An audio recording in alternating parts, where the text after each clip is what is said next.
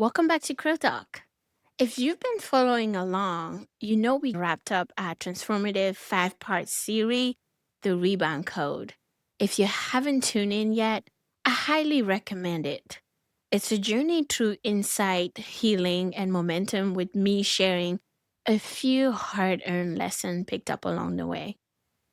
Last week, Creel released a standout episode exploring how understanding your passion and purpose can lead to a life of deep fulfillment, one that reaches far beyond just earning a paycheck. If you missed it, go check it out. It's one of those episodes that lingers in the best way. This past weekend, I had a rare moment to pause and reflect.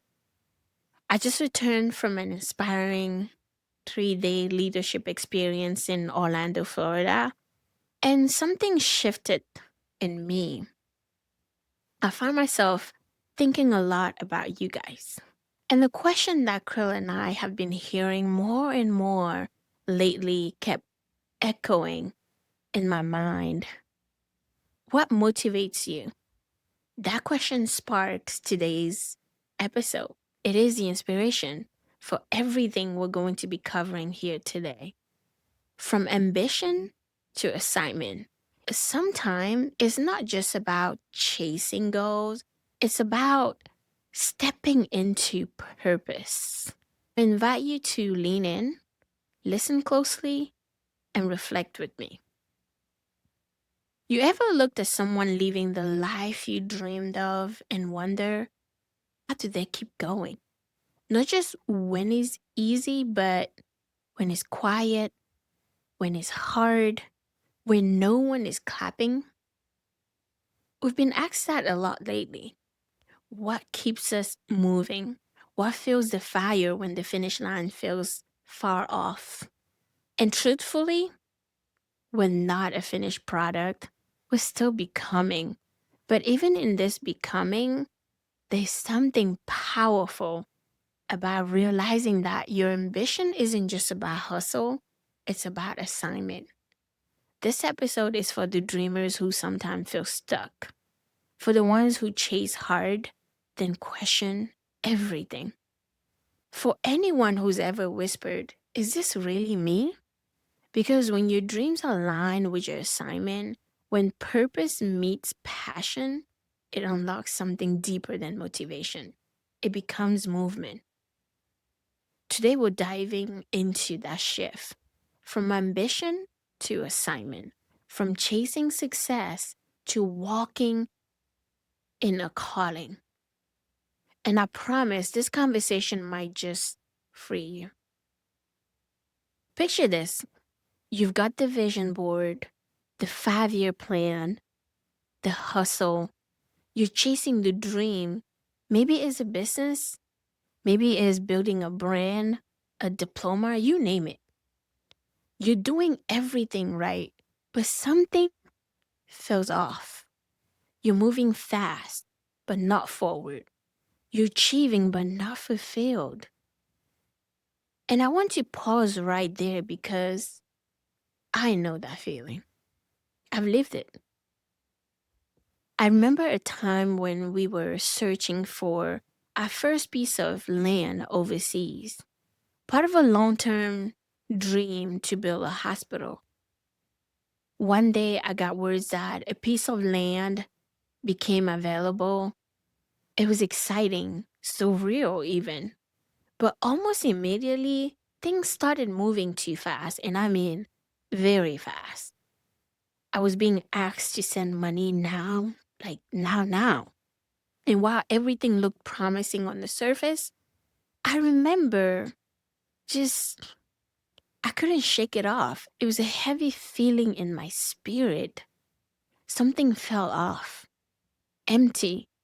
And I remember hearing that quiet voice on the inside saying, this isn't it. Eventually, I just let it go.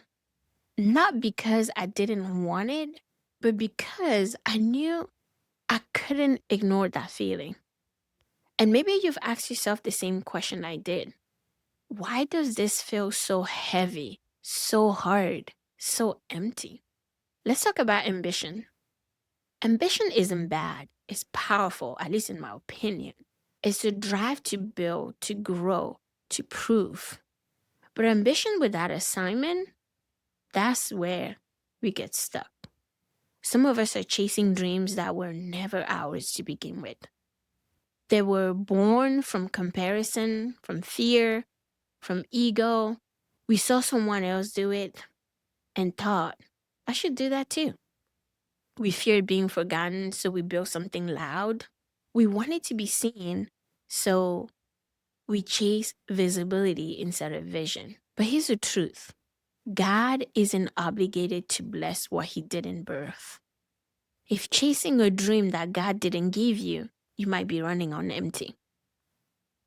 You might be working overtime, praying for breakthroughs and wondering why the doors aren't opening. But here's the truth: God blesses what He authors, He funds what He initiates, He breathes life into what He designs.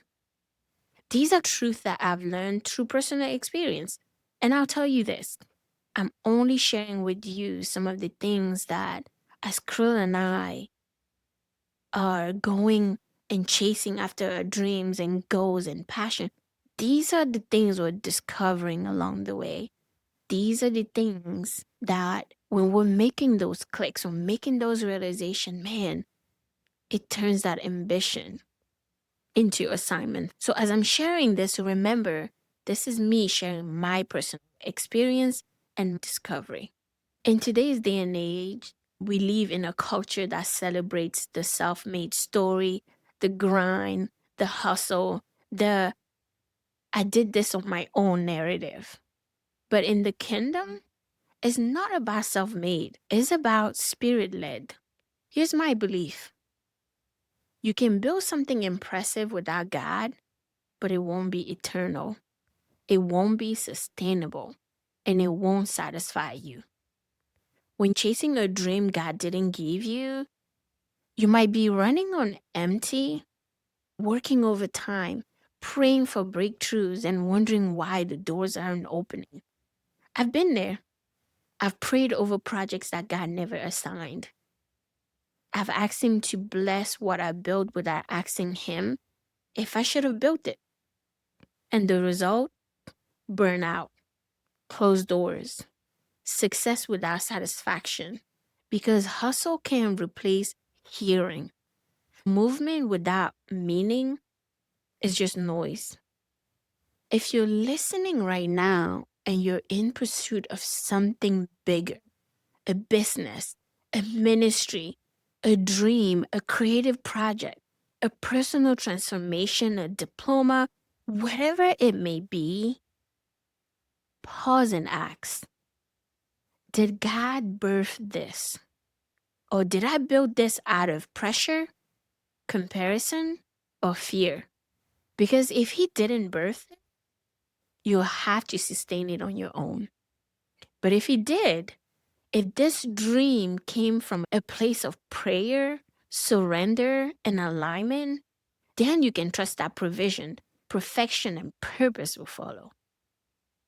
Here's where everything changed for me personally. I stopped asking, how can I build this? And I started asking, did God even call me to this? Listen and listen closely. Assignment is different. Assignment is divine. It's not just what you do. It's who you're becoming while you do it. There's a moment when I had to release something that looked like an opportunity, but it didn't carry peace. That decision taught me clarity often comes through surrender. Letting go of what's good can make room for what's God. God blesses what He authors. He funds what He initiates. He breathes life into what He designs. When I align my ambition with God's assignment, things get easier. They get clearer. Doors open. Peace return. I stopped reaching and I started receiving. You might be wondering, How does one know if your dream is divine? And I'll tell you, that's a fantastic question. I've asked myself that same question too. And here are three filters I personally use to test the source of a dream or assignment. Peace. Does this project, this new endeavor, does it bring clarity or chaos? Peace isn't passive, it's a signal. Divine dreams may stretch you, but they don't confuse you. If you're consistently anxious, second guessing, or feeling rushed, pause. God's direction often comes with a settled spirit, even in uncertain circumstances. Number two, fruit. Is this producing growth or just grind? A divine dream bears fruit, not just result. Are you growing in character? Are you becoming a person worth someone else following? Are you growing in faith and wisdom? Or are you just busy, burnt out, or bitter? Fruit looks like joy, patience, and impact, not just hustle and numbers. Number three, confirmation. God affirmed it through prayer, people, and provision. Ask yourself this. Has God affirmed it through prayers, people, and provision? In my experience, God often speaks through patterns. Has this dream I'm chasing after been affirmed in your quiet time? Has provision shown up in unexpected ways? Divine dreams, in my opinion, rarely come without divine fingerprints. So, here, my friend, ask yourself, is this dream feeding my spirit or just my ego? Is this assignment stretching me or just stressing me? Is this in alignment with heaven or just trending on social media? Make sure you're not just chasing the glitter, what's shiny in the moment. Is this assignment in alignment with heaven or just trending? Here's the truth I've learned. A divine dream doesn't just elevate your life, it transforms it. It doesn't just open doors, it opens your heart. And it doesn't just make you successful, it makes you surrender. I want to speak to the dreamer who's tired, to the builder who's a little bit burnt out, to the visionary who's maybe lost their vision in this current season. You were never meant to chase what God didn't call. You were never meant to carry what God didn't assign. When dreams align with assignment, you don't just build something, you become someone. So today I invite you to realign. Lay down the dream that's draining you. Lay it down and pick up the assignment that's waiting for you. Because when you walk in God's design, you don't just find success, you find significance. If you're finally realizing you've been chasing something God didn't birth, don't panic. Don't quit. Just pivot. Go back to the secret place. Go back to your quiet time and talk to Him. Ask Him to refine your vision. Ask Him to reveal what's divine and what's distraction. Because when you pursue what He's planted, you walk in grace, not grind. Remember the signs to know if your dream is divine. It draws you closer to Him, not away. It requires faith, not just strategy. It requires others, not just your ego. It brings peace, even in uncertainty. God's dream stretch you, but they don't stress you. They challenge you, but they don't crush you. They may take time, but always bear fruit.